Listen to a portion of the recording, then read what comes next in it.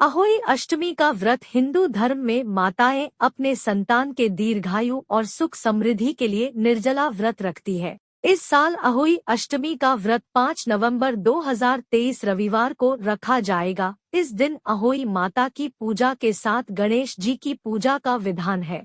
आगे जानेंगे कि अहोई माता का व्रत कैसे रखा जाता है और कैसे पूजा पाठ कथा तथा व्रत के समय किन किन बातों का ध्यान रखना चाहिए एवं इसके पीछे की क्या कहानी प्रचलित है। इस साल अहोई अष्टमी के कई दुर्लभ संयोग बन रहे हैं। सनातन धर्म में हर साल कार्तिक मास की कृष्ण पक्ष की अष्टमी तिथि को अहोई अष्टमी मनाई जाती है।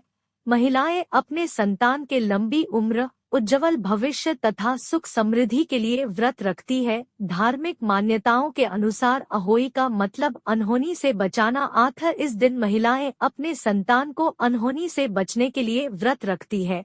अहोई अष्टमी का व्रत निर्जला रख कर पूजा पाठ कथा श्रवण के उपरांत रात में तारों को अर्घ्य देकर पूरा किया जाता है। आइए जानते कि इस साल अहोई अष्टमी का शुभ मुहूर्त कब प्रारंभ हो रहा है। अहोई अष्टमी तिथि 5 नवंबर 2023 सुबह 12:59 से प्रारंभ होगी और समापन 6 नवंबर 2023 दिन में 3:18 पर होगी।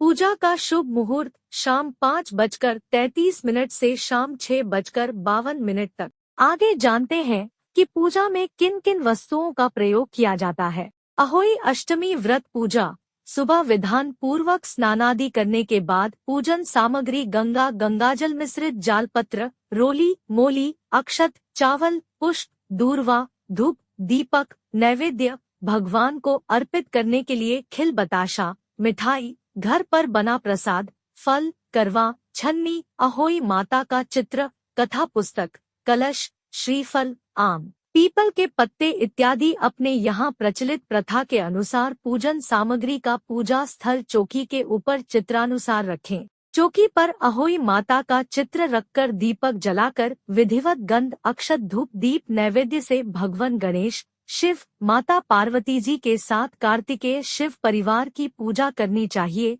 अपने बच्चों को पूजा में साथ बिठाएं। पूजन के बाद कथा सुनते समय 7 प्रकार के अनाज को अपने हाथों में रखकर कथा सुनने के बाद गाय को खिलाना चाहिए तथा अपने व्रत की सफलता हेतु प्रार्थना करनी चाहिए। अहोई अष्टमी का व्रत पूजा पाठ कथा श्रवण के उपरांत रात में तारों को अर्घ्य देकर भगवान से अपने पुत्र व परिवार की सुख समृद्धि हेतु प्रार्थना कर अपने व्रत को खोलना चाहिए व महाप्रसाद को पूरे परिवार में बांटना चाहिए। आगे जानते हैं कि अहोई अष्टमी व्रत करते समय कुछ बातों का ध्यान रखना चाहिए। 1. इस दिन नुकीली चीजों का प्रयोग नहीं करना चाहिए। 2. खेत व बगीचे में का काम नहीं करना चाहिए व मिट्टी से संबंधित काम नहीं करना चाहिए। 3. सिलाई कम भी नहीं करना चाहिए। 4. किसी के साथ लड़ाई झगड़ा नहीं करना चाहिए। किसी को बुरा नहीं बोलना चाहिए। आइए आगे जानते हैं कि अहोई अष्टमी को ग्रहों के योग से बन रहा है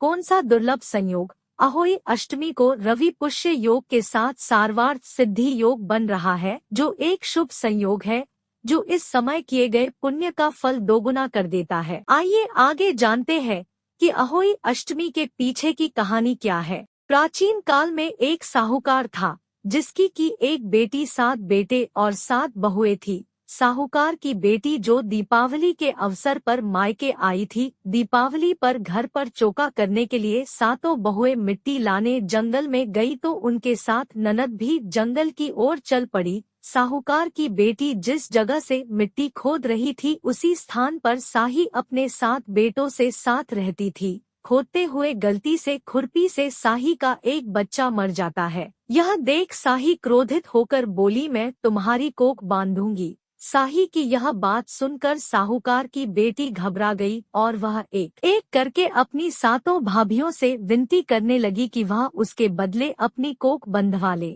इस बात को सुनकर सभी भाभियां चुप होकर सोचने लगी। उनमें से सबसे छोटी भाभी तैयार हो जाती है ननद के बदले अपनी कोख बंधवाने के लिए। 7 दिन बाद छोटी भाभी के जो भी बच्चे थे वह सभी एक कर मर जाते हैं।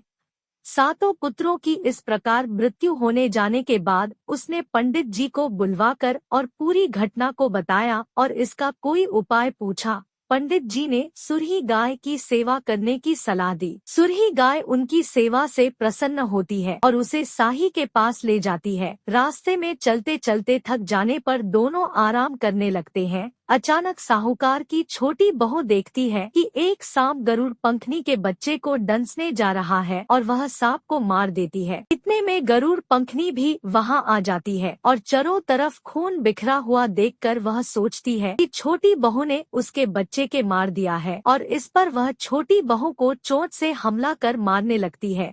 तब छोटी बहू कहती है कि उसने तो उसके बच्चे की जान उस सांप से बचाई है।